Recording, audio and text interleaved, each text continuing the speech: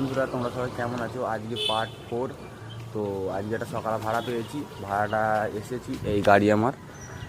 তো প্যাসেঞ্জার আসুক, তোমরা দেখতে থাকো ততক্ষণের জন্য। প্যাসেঞ্জারটাকে তুলে এই রাস্তা দিয়ে যাচ্ছি। কত সুন্দর ভিউটা দেখো, দুধারে গাছ, এদিকে মাঠ, এদিকেও কত সুন্দর। এখানে প্রত্যেক দিন বিকাল অনেক সব ফটো তুলতে আছে এখানে। খুব সুন্দর জায়গাটা। এটা কে কে চেনো কমেন্ট করে জানাবে। হ্যাঁ